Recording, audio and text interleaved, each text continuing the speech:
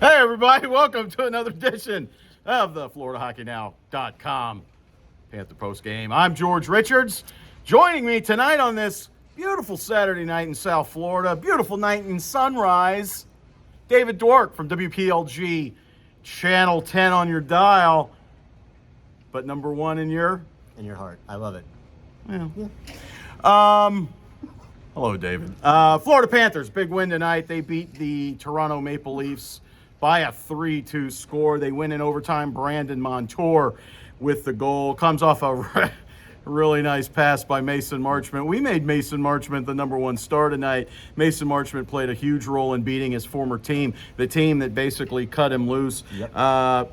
Who wins that trade right now, looking back at 2020? Florida Panthers get Mason Marchment. Toronto gets, 3 months of Dennis Mulligan? Go.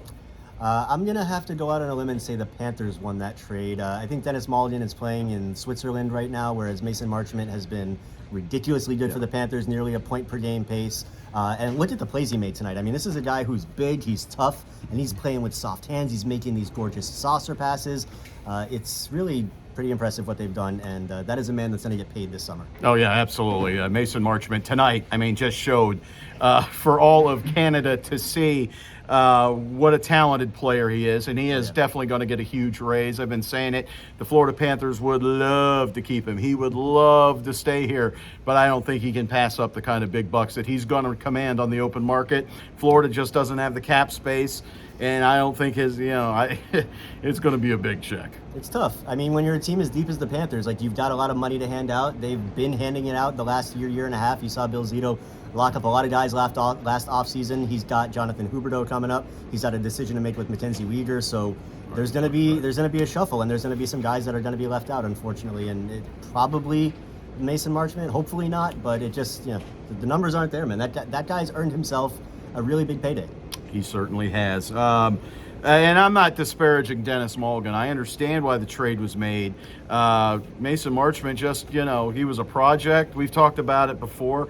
He was a project in Toronto, and sometimes you're always looked at with those eyes. When you grow up in an organization where you were undrafted, where you were, a project or whatever, you're always going to be that guy, and you're always going to be the last guy out. You're going to be the guy playing in the AHL. He comes to Florida with none of that. Whatever he did on the ice is what he did on the ice. And Dennis Mulligan went to Toronto to try and give them a lift. It didn't work. He ends up going home to Switzerland because of the COVID. Good on him. I like Denny. He was a good guy. Maybe he gets back in the NHL one day. I don't know. But anywho, Mason Marchment, heck of a story there. Mitch Marner is a heck of a story. 35 goals. He opens up the scoring tonight. Florida Panthers find themselves down 3-0, 2-0. We're used to the bigger comebacks, so. Yeah, this was only two. They go into the second period up 2-0, and you've got to be thinking to yourself, that's it. Florida Panthers are done. They're down 2 goals. We never see this team come back, right? That's what you're thinking at home. No, we're writing our gamers. I was right. Yeah, rip up page 1, right, at FloridaHockeyNow.com. We had to tear it up. We didn't know what to do because, the Panthers came back from 2-0. Sasha Barkov. Let me tell you what, Mason Marchment makes that play go. Comes off just all through. Hello. Sorry. How are you? No. Hey, how are you? If you want to come over here and talk. Oh, that's camera equipment. Look at that. That's nice stuff.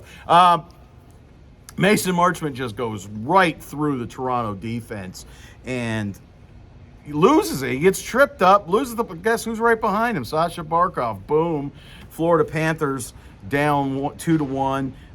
Then Claude Giroux gets his third with the Panthers since the big trade. He's been so good, right? That 5-man power play, first off, really good. Yeah. But Claude Giroux does so much.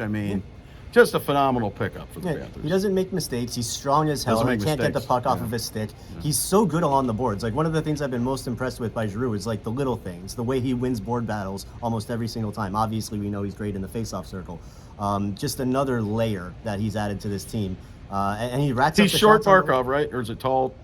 Is tall Giroux? What's the? Yeah. I don't know, it's hard because you've also got Anton Lundell, who reminds me so much of a little Barkov. That's baby Barkov. Yeah, so, everybody wants to be Barkov. Yeah, but Lundell is. I mean, Lundell. I mean, you watch him on the ice. I mean, it's like watching synchronized swimming. Yeah. I mean, those two are like mirror images, like that old SNL skit. Hey, you! I know you. Just wait until. That's good. Have you ever seen that? No, I don't know that. Oh my SNL. God! I'm surprised that I don't. It's a Christopher Guest bit. Okay. Folks, go Google it right now. Googling Go Google this. it right now. SNL synchronized swimming. It's Christopher Guest, and I don't think it's Billy Crystal. It's one of those guys that do the fake documentaries from like 1981. Oh my God, it's so good. Hey, you! I know you! I know you! Anywho, I know you, Brandon Montour. He scores after a really good third period. That was a lot. That was like a playoff game. That third. Super intense. Yeah. The crowd was into it. One of the biggest crowds we've seen all year. It was a big crowd. I mean, that when they scored in overtime, Georgie. 17-1-3-2 is your total. So what was it? 18-2-5 for San Jose was the biggest crowd.